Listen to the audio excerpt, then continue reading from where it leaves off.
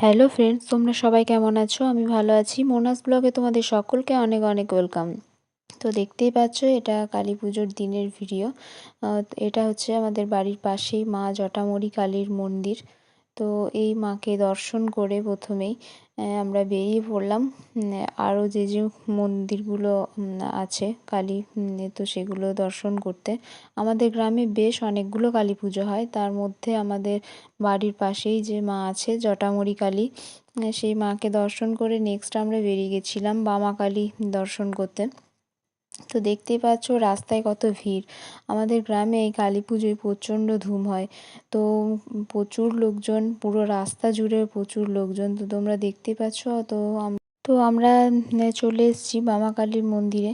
তো তোমরাও আমাদের সাথে মায়ের মূর্তি, মায়ের প্রতিমা দর্শন করো।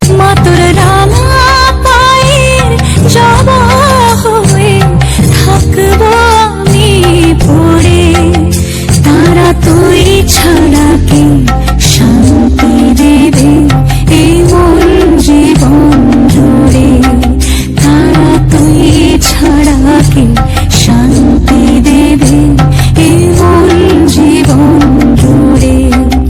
মহাপীঠ তারাপীঠ, মহাপীঠ তারাপীঠ।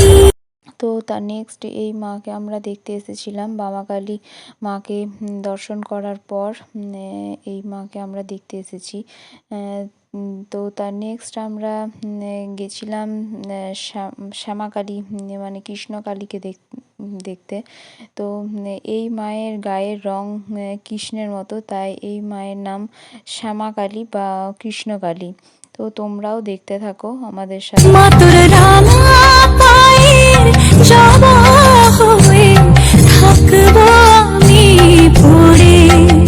তারা তুই ছাড়া কি শান্তি দেবে এই মন জীবন জুড়ে, তারা তুই ছাড়া কি শান্তি দেবে এই মন জীবন জুড়ে। মহাপীঠ তারাপীঠ, মহাপীঠ তারাপীঠ। মাতর রানা পায়ের জবা হয়ে থাকবো আমি পড়ে, তারা তুই ছাড়া কি শান্তি দেবে এই মন জীবন জুড়ে, তারা তুই ছাড়া কি শান্তি দেবে এই মন জীবন জুড়ে। মহাপীঠ তারাপীঠ, মহাপীঠ তারাপীঠ।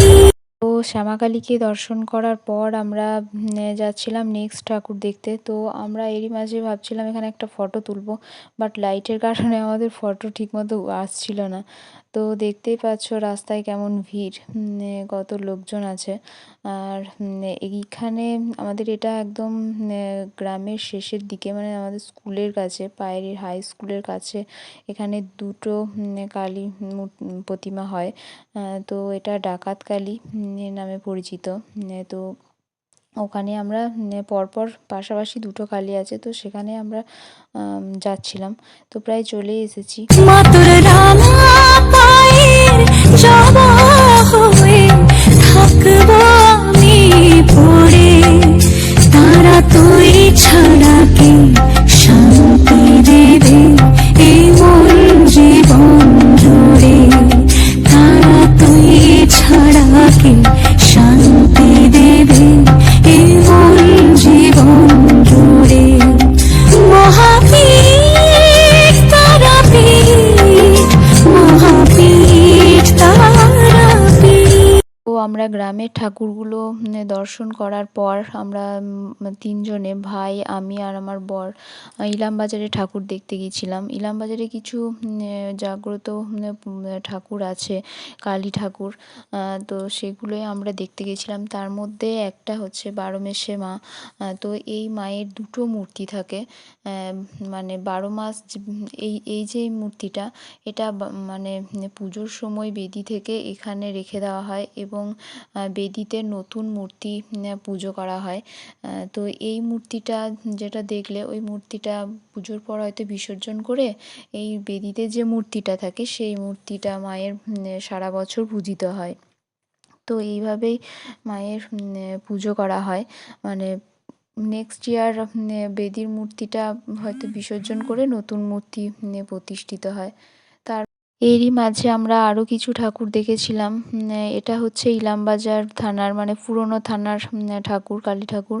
তো এরপর আমরা খেপাকালীতলা গেছিলাম এই মাকে দর্শন করতে। তো তোমরাও দেখো, এই মাও খুবই জাগ্রত মা।